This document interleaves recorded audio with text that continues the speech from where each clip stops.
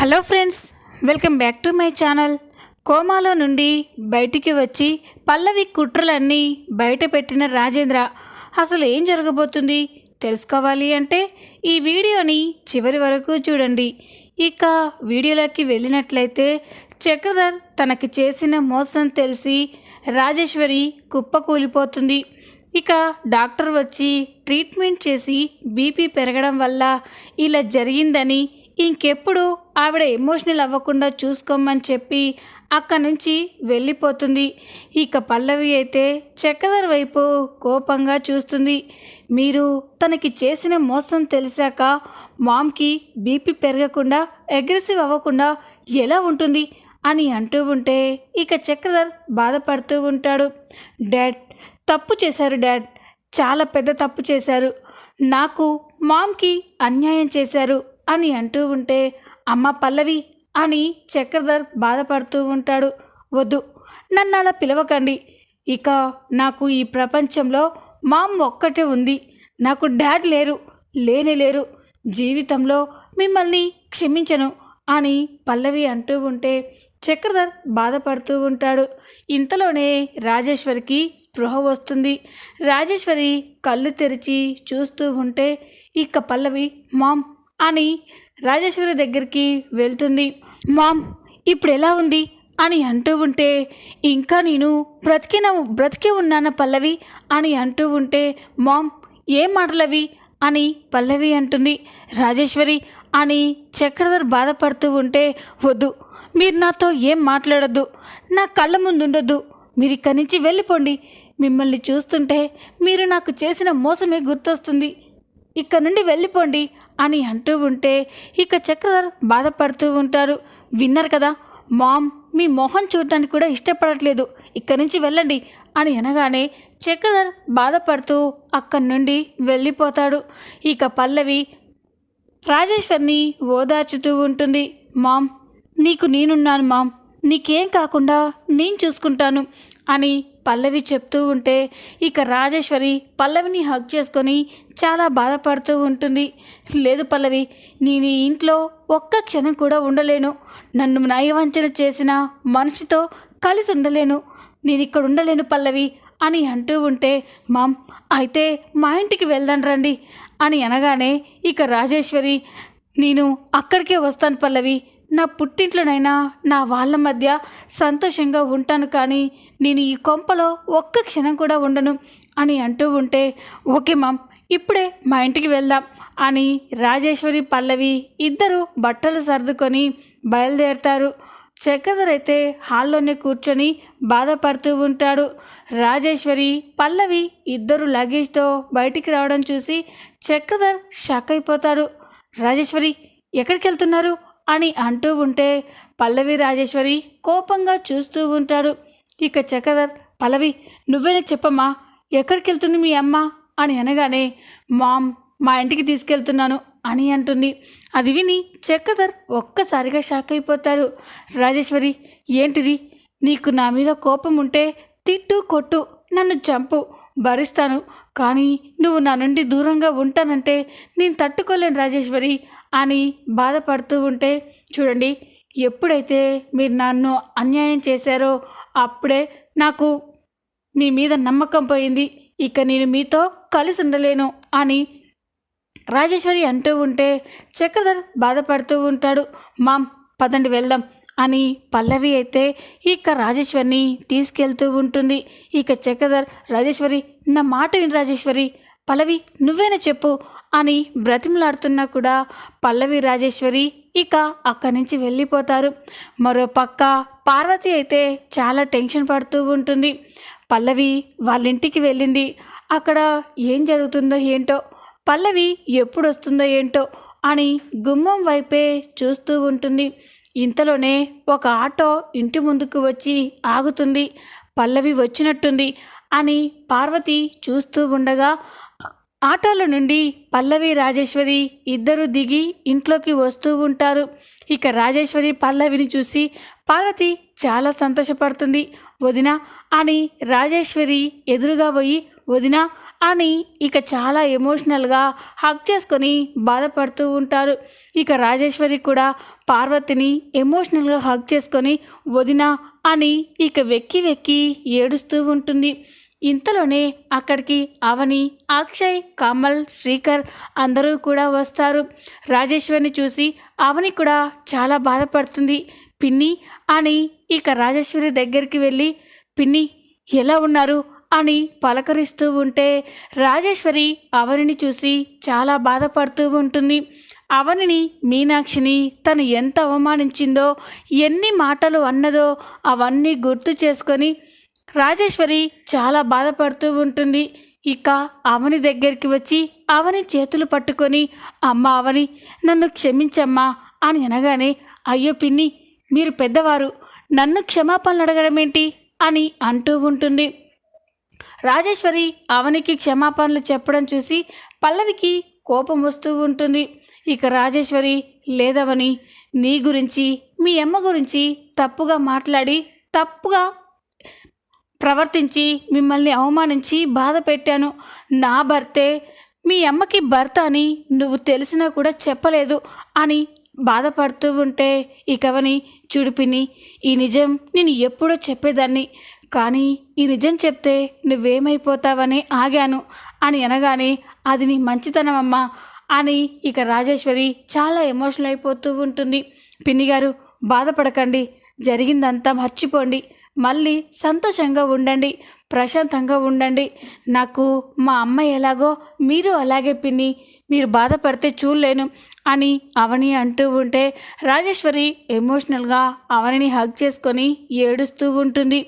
అప్పుడే పల్లవి చేతిలో ఉన్న లగేజ్ బ్యాగ్ చూసి పార్వతి పల్లవి చేతిలో ఆ లగేజ్ బ్యాగ్ ఏంటి అని అనగానే అత్తయ్య మామ్ ఇక్కడే ఉండడానికి వచ్చింది, మా డాడ్ ఉన్న చోట మామ్ ఉండలేకపోతుంది అని అనగానే ఇక పార్వతి ఇంట్లో వాళ్ళంతా షాక్ అయిపోతారు. అది కాదు పల్లవి అని పార్వతి అంటూ ఉంటే అత్తయ్య గారు మీరేం మాట్లాడకండి, పిన్ని మనసు ఇప్పుడు చాలా బాధలో ఉంది, కొన్ని రోజులు అయ్యాక అవే సర్దుకుంటాయి, పిన్ని ఇక్కడ ప్రశాంతంగా ఉండనివ్వండి అని అనగానే ఇక అందరూ కూడా సరే అని చూస్తూ ఉంటారు. ఇక అవని పల్లవి పిన్నిని లోపలికి తీసుకెళ్ళు అని అనగానే పల్లవి రాజేశ్వర్ని లోపలికి తీసుకెళ్తూ ఉంటుంది. ఇక రాత్రి కాగానే పల్లవి అయితే ఒంటరిగా నిల్చొని కోపంగా ఆలోచిస్తూ ఉంటుంది. చక్రధర్ అందరి ముందు నిజం బయట పెట్టడం గుర్తు చేసుకొని పల్లవి అయితే తట్టుకోలేకపోతుంది. ఆ నిజం బయటపడకూడదని నేను ఎన్నో ఘోరాలు చేశాను, చెయ్యకూడని తప్పులు చేశాను, చివరికి మామయ్యను కూడా చంపడానికి వెనకాలేదు, కానీ డాడ్ మాత్రం సింపుల్గా అందరి ముందు నిజం ఒప్పుకున్నారు. డాడ్ని వదిలిపెట్టను, దీనంతటికీ కారణమైన ఏ ఒక్కరిని వదిలిపెట్టను అని ఇక పల్లవి అయితే కోపంగా ఆలోచిస్తూ ఉంటే అప్పుడే అవని కనిపిస్తుంది. అవనిని చూసి దీనంతటికీ కారణం ఈ అవనియే, ఈ అవని కాబట్టే మా డాడ్ మనసు మార్చుకొని నిజాన్ని అందరికీ చెప్పేశారు, లేకపోతే డాడ్ ఈ నిజాన్ని బయట పెట్టేవాడే కాదు. ముందు అన్నిటికీ మూలమైన ఈ ఎవరిని అడ్డు తొలగించుకోవాలి, దీన్ని అప్పుడే చంపేసి ఉంటే అయిపోయేది, అనవసరంగా దీన్ని చంపే పని డాడ్కి అప్పగించాను, నేనే ఆ పని చేసుంటే ఇప్పుడు ఇదంతా జరిగిండేది కాదు అని పల్లవి అయితే అనుకుంటూ ఉంటుంది. ఇక ఇంతలోనే ఉదయం అవుతుంది. ఉదయం కాగానే అవని కిచెన్లో వంట చేసుకుంటూ ఉండగా అప్పుడే అవనికి ఎస్ఐ అభిరామ్ కాల్ చేస్తాడు. అభి నుండి ఫోన్ రాగానే చెప్పండి అభి గారు అని అనగానే మేడం మీరు వెంటనే స్టేషన్కి రండి, మీతో మాట్లాడాలి అని అనగానే అలాగే అభి గారు ఇప్పుడే బయలుదేరుతున్నాను అని అవని అయితే పోలీస్ స్టేషన్కి వెళ్తుంది. ఇక అభితో చెప్పండి అభి గారు మా మామయ్య గారి కేసులో ఇంకేమైనా నిజాలు తెలిసాయా అని అనగానే అవునవని గారు ఈ రోజుతో కేసు క్లోజ్ అయిపోయింది, మీ మామయ్య గారిని చంపాలనుకుంది ఎవరో ఈరోజు తెలిసిపోయింది అని అనగానే అవని షాక్ అయిపోతుంది. ఎవరు అభి గారు మా మామయ్యని చంపాలని చూసింది ఎవరు అని అనగానే ఇంకెవరు మీ తోటి కోడలు పల్లవియే, మీరు అనుమానించినట్టు పల్లవే మీ మామయ్యని చంపాలనుకుంది అని అనగానే అవని షాక్ అయిపోతుంది. ఏంటి అభి గారు ఏమంటున్నారు మీరు అని అనగానే అవునండి, కావాలంటే ఈ వీడియో చూడండి అని ఒక వీడియోని అవనికి చూపిస్తూ ఉంటాడు. ఇక ఆ వీడియోలో పల్లవే రాజేంద్రని మేడ మీద నుండి తోసేసినట్టు రికార్డ్ అయి ఉంటుంది. అది చూసి అవని ఒక్కసారిగా షాక్ అయిపోతుంది. నేను ఇమీడియట్గా ఇప్పుడు మీ ఇంటికి వెళ్ళి పల్లవిని కస్టడీలోకి తీసుకోవాలనుకుంటున్నాను అని అనగానే ఈ కవని షాక్ అయిపోతుంది. పదండి అని అంటూ ఉంటే ఈ కవని అభిగారు ఒక్క నిమిషం అని అనగానే ఏంటండి అని అంటాడు. అభిగారు మీరు నాకు ఒక చిన్న సాయం చేయాలి అని అనగానే చెప్పండి అని అభి అంటాడు. ఈ నిజాన్ని ఇప్పుడప్పుడే బయట పెట్టొద్దు అని అనగానే ఈ అభి ఒక్కసారిగా షాక్ అయిపోతారు. ఏంటండి ఏమంటున్నారు మీరు? మీ మామయ్య గారిని చంపింది ఎవరో తెలుసుకోవాలనే కదా మనంతా ఇన్ని రోజులు కష్టపడింది. ఈరోజు ఆ హంతకులు ఎవరో తెలిసిపోయింది, వాళ్ళకి శిక్ష పడాలి కదా అని అంటూ ఉంటే ప్లీజ్ అభి గారు, ఇప్పుడు మా ఇంట్లో పరిస్థితులు అంతగా బాగోలేవు. చక్రధరే నా కన్న తండ్రి అని తెలిసాక పల్లవి వాళ్ళ అమ్మ మా పిన్ని తట్టుకోలేకపోయింది. తన ఆరోగ్యం పూర్తిగా చెడిపోయింది. ఇప్పుడు తను మా ఇంట్లోనే ఉంటుంది. ఇలాంటి పరిస్థితుల్లో తన కన్న కూతురు కూడా తన సొంత అన్నని చంపాలనుకుందని, ఆ కేసులో జైలుకి పోయిందని మా పిన్నికి తెలిస్తే తను తట్టుకోలేదు అభి గారు అని అంటూ ఉంటే అభి షాక్ అయిపోతాడు. ఏంటండి అలా అని నేరస్తులని ఎలా వదిలేస్తాం అని అనగానే ప్లీజ్ అభి గారు, ఈ ఒక్క విషయంలో నాకు సాయం చేయండి. ఇప్పుడు మా పిన్ని ఆరోగ్యం దృష్టిలో పెట్టుకొని ఆలోచించండి. మా పిన్నికి ఏదైనా అయితే మా మామయ్య తట్టుకోలేరు. తన చెల్లెలంటే మా మామయ్యకి ప్రాణం అని అవని అయితే అభిని బ్రతిమలాడుతూ ఉంటుంది.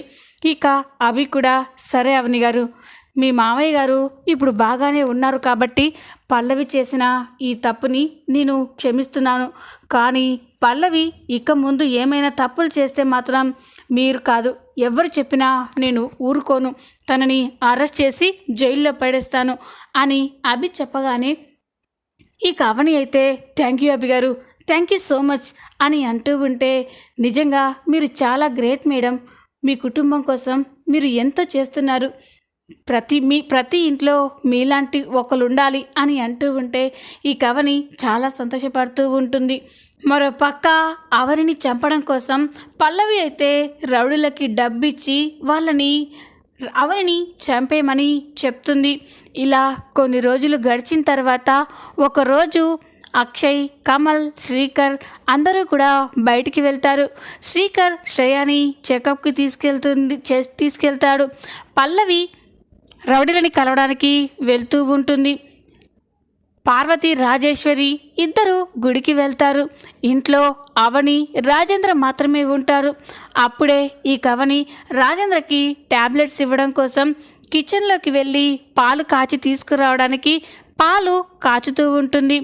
ఇంతలోనే ఇక అవని చీర కొంగు అక్కడే ఉన్న గ్యాస్ పైన పడి తన చీర కొంగు తగలబడుతూ ఉంటుంది. అదే కిచెన్కి ఎదురుగా రాజేంద్ర అలాగే చూస్తూ ఉంటాడు. అవని చీర కొంగు తగలబడడం చూసి రాజేంద్ర ఒక్కసారిగా రియాక్ట్ అయిపోతాడు. ఇక వెంటనే అమ్మ అవని అని పరిగెత్తుకుంటూ వెళ్ళి అవని చీర కొంగుకు ఉన్న ఆ మంటని ఆర్పుతూ ఉంటాడు.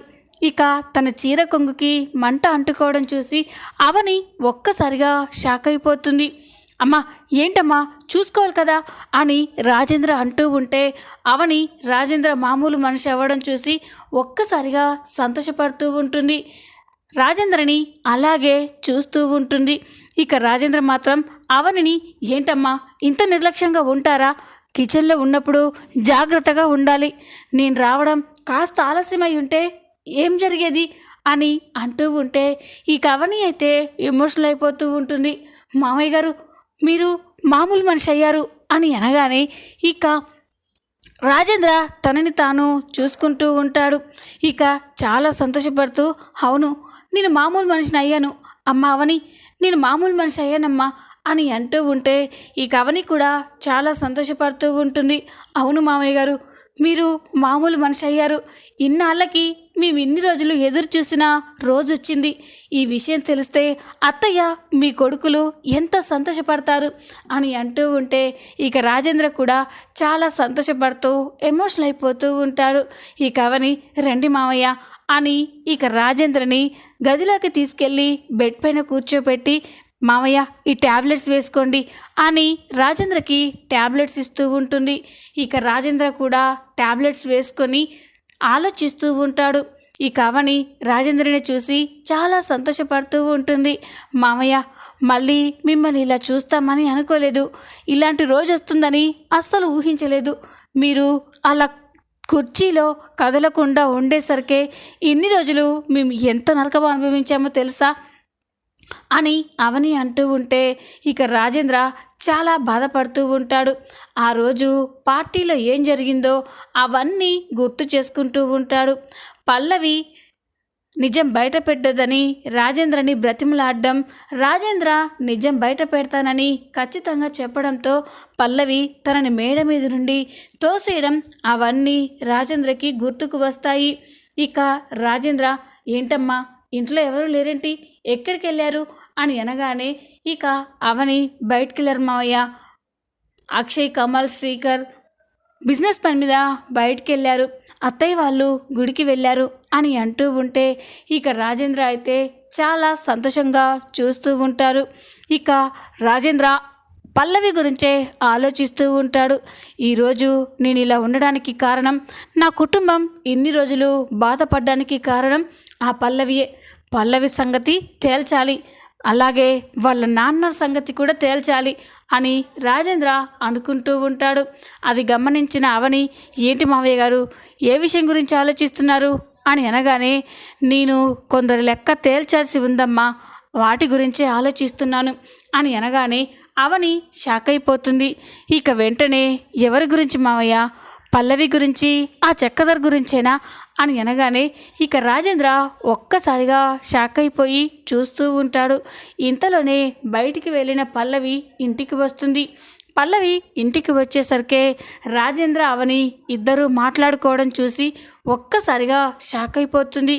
ఇదేంటి మామయ్య, మామయ్య మామూలు మనిషి అయ్యాడా, కోమాలో నుండి బయటికి వెళ్ళాడా, ఇప్పుడు నా గురించి అవనికి ఇంట్లో వాళ్ళందరికీ చెప్పేశారు, ఏం చెయ్యాలి అని కంగారు పడుతూ అక్కడే ఉండి రాజేంద్ర అవనీల మాటలు వింటూ ఉంటుంది.